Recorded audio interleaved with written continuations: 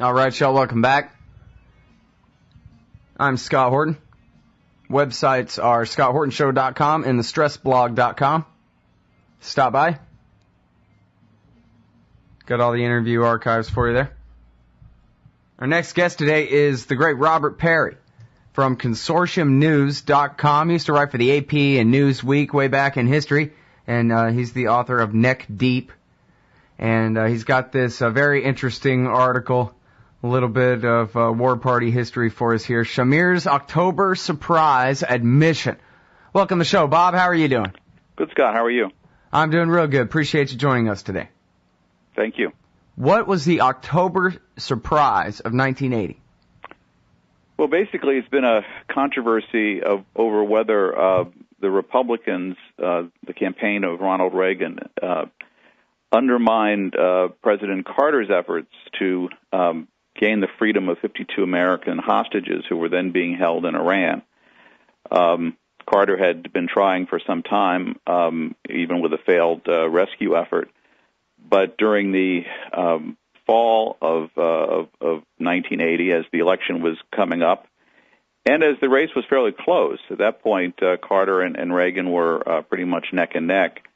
The Republicans felt that if Carter was able to engineer the release of the hostages from Iran, that would give him the boost he would need to actually win the election and prevent Ronald Reagan from becoming president. However, there is now a substantial amount of evidence from basically a couple dozen sources, and many of whom in key positions, who have described the Republican efforts to make sure that didn't happen. Allegedly, the Republicans contacted the Iranians behind Carter's back and indicated that the Iranians would get a better deal if the hostages did not get released before the election, which is what happened. And in the last few days before the election, ironically, the election was on the first anniversary of the hostages being seized. So there was a great deal of attention on this topic, and suddenly the numbers in the polls widened, and Ronald Reagan romped off to a landslide victory, defeating Carter. And the Republicans also knocked off a number of the key Democratic senators and gained control of the Senate as well. So it was a very important turning point in American history. Arguably, it was the beginning of the era that we're now living in, where major tax cuts were instituted for the wealthy. The separation between the rich and the rest of us became much more accelerated, and we ended up with the system we sort of now have. But a lot of that turned on those events right before the election in 1980. And now, there's lots of different things to talk about there. First of all, what were the Iranians doing holding American hostages in the first place? Well, the Iranians had just gone through their revolution, and if you go back even to 1953, the United States, through the CIA, collaborating with British intelligence, had overthrown the elected government of Iran under Mossadegh. He had been their prime minister, and he was forced into exile. And the U.S. Essentially reinstalled the Shah of Iran on the peacock throne, and he governed the country with an iron hand from 1953 to 1979. At that point, a revolution occurred in Iran, and he was driven from power, and Ayatollah Khomeini, who was a religious leader, came back to lead the revolution. When you get to the fall of 79, about the time that the hostages were taken, the power of struggle in Iran was very tense. And in a way, some radical students broke in and seized the U.S. embassy and took a number of Americans hostage. Ultimately, 52 were held. And Bob, do I have it right that the reason that they really got so riled up and raided the embassy was a reaction to David Rockefeller convincing Zbigniew Brzezinski and Jimmy Carter to let the Shah into the United States for medical treatment? That from their point of view, that was the ultimate insult. He was our puppet, just like we've been denying all this time, kind of thing. Well, I think it's pretty obvious he'd been our puppet, but Well, but they've that was the way I read it somewhere anyway. I don't even remember. No, that's right, anymore, correct. sorry. Basically, after being overthrown, the Shah was traveled from country to country. He also he had cancer and needed medical treatment. And David Rockefeller was importuned by the Shah's sister, Princess Ashraf, to make sure to manipulate the U.S. government into allowing her brother into the United States. And so David Rockefeller turned to his team of people, some obviously very influential, he being a very powerful banker and who dabbled in public affairs at the time. And Henry Kissinger was one of his employees. And the pressure was put on Jimmy Carter to do so. There was even a face-to-face between Rockefeller and Carter, where Carter essentially threw Rockefeller out of the Oval Office for being so overbearing. Anyway, ultimately, Carter was persuaded on humanitarian grounds to let the Shah in. When he did so, to receive medical treatment, that sort of touched off this ultimate spasm of student outrage, and they seized the U.S. Embassy, what they called the Den of Spies. Mostly they went in there to obtain documents that they thought would prove their case. They did get a number of documents, but they also got these hostages. And then there was a power struggle inside Iran about whether or not to keep the hostages or not. And the hostage crisis was the way for the Khomeini side, the more extremist religious side, to consolidate its power in Iran, which is what happened. So that obviously became a focus also of American politics because of it seemed to show the humiliation of the United States under Jimmy Carter and played into the theme of Ronald Reagan of being the tough guy who would set everything straight. Yeah, absolutely. That's the narrative now that pretty much everybody learns is, as soon as he took power, they knew better than to cross old Ron. But basically, it's a false narrative. We now know, and obviously some of this is in dispute still, but we know conclusively that immediately after taking office in 1981, President Reagan authorized or allowed the Israelis to begin shipping American weapons to Iran, and that was uncovered actually briefly in 1981 when one of the planes crashed. And there was even an interview with Nicholas Veliotis, who was then the Assistant Secretary of State for the Middle East, who had looked into this after the crash and concluded that this approval had been granted by senior levels of the Reagan administration and that the contacts had gone back to the campaign. In other words, that the Israelis had worked with the Republicans before they won the election to get this general approval to provide assistance to the Iranians. At that point, remember, the Israelis, who had a very close relationship with Iran under the Shah, were trying to reestablish their ties, and they were helping the Iranians, who were then at war with the Iraqis. Iraq was at that point a bigger threat to Israel than Iran was. So you had this effort by the Israelis to both rebuild their ties to Iran and also help the Iranians fight the Iraqis by shipping them U.S. weapons. At the same time, America's helping Saddam fight the Iranians by shipping him weapons. Well, that happens later. I mean, there's a point that occurs more in the 82, 83 time frame. Okay. When Reagan tilts secretly. All this is in secret, and much of this history is still hidden from us. But we have pieces of it. But what is clear that in that period, Reagan realizes that the Iranians have gained the upper hand, which he also doesn't want to see, and so he tilts to the Iraqis. And then we see Don Rumsfeld as the emissary going over and shaking Saddam Hussein's hand and so forth. Mm-hmm. So that's how it all sort of played out. So yeah, what became Iran-Contra on our TV in 1986 and 87 and all that all started back before Reagan was even sworn in with this plot to make Carter look weak so that Reagan could win. Very interesting stuff. We'll be right back with more with Robert Parry from ConsortiumNews.com, author of Neck Deep, right after this. All right, y'all, welcome back. I'm Scott Horton. I'm not sure if I'm on or not. There's some kind of technical difficulty, but I know I'm recording, and so a lot of people are going to be able to hear it later anyway. So we're going to keep rolling right on with Robert Parry at consortiumnews.com. Shamir's October surprise admission. We're talking a little bit about the history of Republican corruption and the Iran-Contra scandal and the Iran-Iraq war, but the October surprise where the Republicans... Can you tell us a little bit more detail about how the Republicans negotiated with the Iranians to hold the hostages longer, to not let Jimmy Carter be able to take credit for them being released on his watch?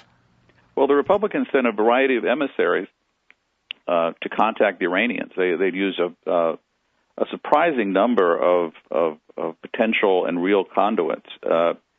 They even approached Yasser Arafat, then head of the PLO, and asked him if he would use his good graces with the Iranians to help make the contacts for the Republicans.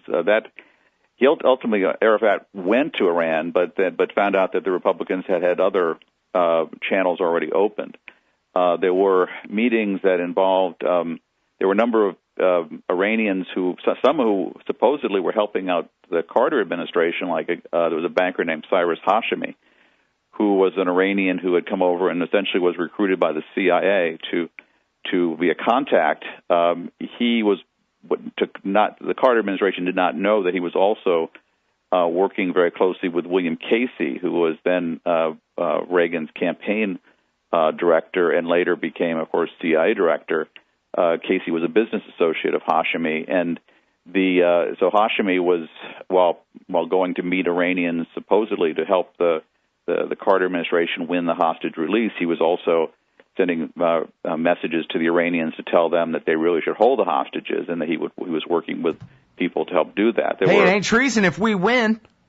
Well, that basically was the way it went. There are also allegations, some of which have now been multiply corroborated, although still in dispute, that key figures in the campaign went to meetings in Europe, and that Casey himself went to meetings in Madrid and in Paris to meet with senior Iranians, and that there's an allegation which remains hazy that in one of the final meetings, George H.W. Bush took part, and he was of course the vice presidential nominee at the time and had been a former CIA director himself, and that he essentially snuck off for a secret trip to Europe to sort of seal the deal in October of 1980. Now, of course, that's denied by Republicans, but there's been an increasing body of evidence, including some documentary evidence, that is true. So we end up in this sort of hazy place where, while their evidence is overwhelming that the Republicans were making contacts with the Iranians behind Carter's back, the precise details of how they pulled off the deal remain somewhat in dispute. How much of this story came out then, or how long did it take before the story started breaking? Well, there were bits and pieces that probably have been coming out since almost the time it occurred. So that's what I thought. However, it wasn't until the Iran-Contra scandal broke. And if you remember, the Iran-Contra scandal breaks in the fall of 1986. Mm-hmm. And at that time, first of all, that was denied, too. The Reagan people said it didn't happen. There were no contacts with Iran. And then there was so much evidence they were forced then to develop a new cover story. And the new cover story was, yes, there were these contacts in 85 and 86, but that's how it began. And they tried very hard to constrain all the investigations to focus only on those 2 years, maybe go back to 84, but that was it. What we kept learning as we were investigating this, I was with the AP and Newsweek during this period, was that you couldn't explain these deals if you just looked at that time frame. So we kept going back further and finding evidence that indeed the Reagan people had cleared these arms shipments via Israel to Iran as early as 1981. So it was so the time frame really spread back to this period of these. Then these allegations began to be filled in terms of finding witnesses who'd taken part. There was even an investigation done by the Russian government after the Cold War ended, in which the Russian government went into its intelligence files and sent them to a congressional task force, saying that indeed these meetings had happened and that the Russians had been monitoring them.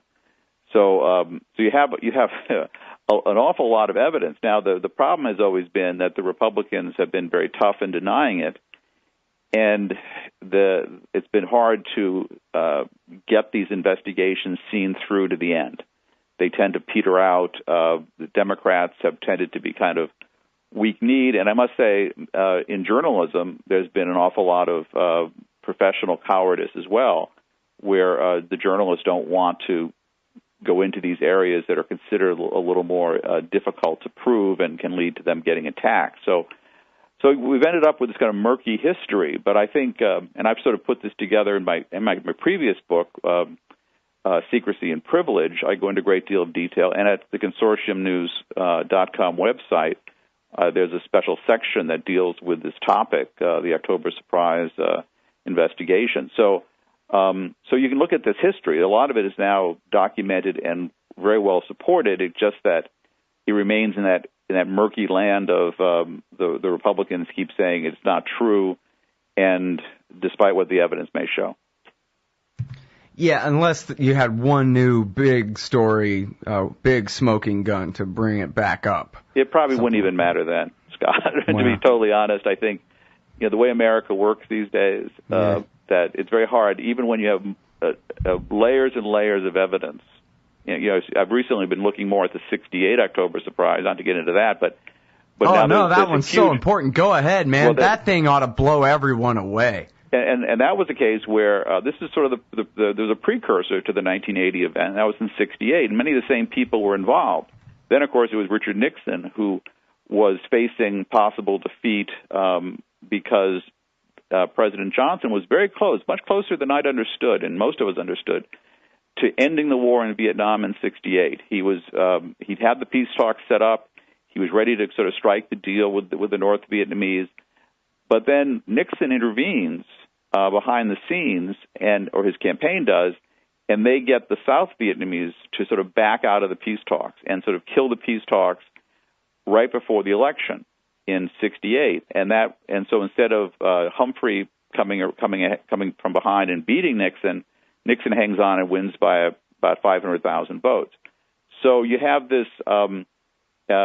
And then, of course, what Nixon did was he actually lived up to his commitment to the South Vietnamese. He promised them a better deal. He said, if you help me, I will give you a better deal. And so the war went on for another 4+ years at extraordinary cost to the United States and obviously to the people of Indochina. Now, what we have now, I was able to access at the... Well, really, wait. Millions of people died, right? Laotians, Cambodians, millions of people died in the meantime for the very same deal. Right, it touched off. Not only did it inflict tremendous suffering and death in North Vietnam, it also spread the war into Cambodia, Laos, etc.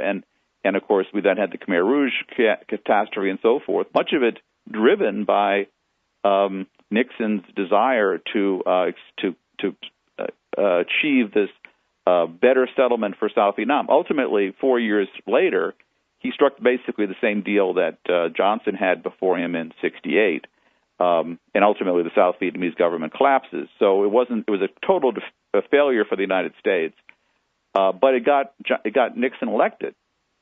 Ironically, interesting, we also now have a lot of new evidence that what Nixon knew was that Johnson had a file on this. Johnson had a file that he maintained after he learned this was happening. He had the FBI do wiretaps, and he was able to piece it together, but he never goes public with it because he's afraid it's going to cause too much harm to the American body politic if he exposes what Nixon was doing. But Nixon knows, and so Johnson has his national security advisor, Walt Rostow, take the file with him. Rostow literally dubs this file the X envelope and takes it with him out of the White House in '69. Nixon's trying to find it.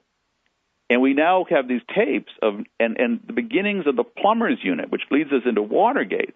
Nixon is telling his people, we've got to find this file. And then Nixon thinks it's at the Brookings Institution. And that's where he says, we've got to have Howard Hunt and these guys go into Brookings and go into their file and get this file and bring it back to me. And so, in other words, these things have this interesting way of seeping from one scandal into the next. Yeah, these Republicans, I'll tell you what. And audience, didn't I tell y'all that Robert Parry knows what the hell he's talking about when it comes to this stuff? Now tell us, who is Yitzhak Shamir, for those of us youngsters who don't know? Well, he followed Menachem Begin as prime minister of Israel in the early 1980s. And what does he have to do with this October surprise story? Prime Minister Shamir, he actually gone back to the days of the founding of Israel and was involved in the terrorism that the Israelis used to sort of drive the British out and get control and get rid of the Palestinians. He and Menachem Begin were both sort of labeled terrorists at the time. They then went into the Likud, and when that became a party, to try to settle the West Bank. And Begin becomes the first Likud prime minister. He's the one who would strike the deal with the Republicans behind Carter's back. He hated Carter for the Camp David peace deal, and so that's his motive in part for siding with Ronald Reagan in 1980. But then Shamir comes in as his foreign minister, and ultimately he succeeds Begin as prime minister. Now, after Shamir's retirement, and after much of my investigation of this, I did it for PBS Frontline, but after that ended, I was asked by a documentary crew that was doing a different documentary, an independent group, to help them on an interview with Shamir. So I flew to Israel in 1993 when Shamir was in retirement, and went into his office. And during this interview, which I only handled part of it, but he was asked. He started talking about the October surprise of 1980, and he said that he had read Gary Sick's book. Gary Sick was a former NSC official under Carter who'd written a book saying he thought this October surprise thing had happened, that the evidence was very strong in his view. And Shamir had read the book. And Shamir said, I've read Gary Sick's book, and he was asked, well, what do you think about, was there an October surprise? And he says, yes, of course there was. And so that was asked, and I later came back to it and said, tried again to pin him down. And I guess he'd realized he'd sort of gone a little too far and was, and sort of backed away or tried to finesse the question. But he was quite clearly on the record, having said that indeed this October surprise scenario of the Republicans going behind Carter's back to sabotage his hostage negotiations was true. Now, it turned out that ultimately that documentary ran out of money, never was produced. But I was able to use some of the transcripts from a couple of the interviews for my later work. So, but when Shamir died this past week or so, I went back to that material and did a piece for ConsortiumNews.com just describing this rather interesting afternoon with Yitzhak Shamir in 1993. Yeah. Well, I'm glad I messed up and asked you about it again, because got a lot better detail that second time around there. Okay, I'm sorry, we got to go. We're over time, but thank you so much for your time on the show as always, Bob. It's great to talk to you. Thank you, Scott. Bye. All right, everybody, that is Bob Parry. ConsortiumNews.com is the website. This article is Shamir's October Surprise Admission.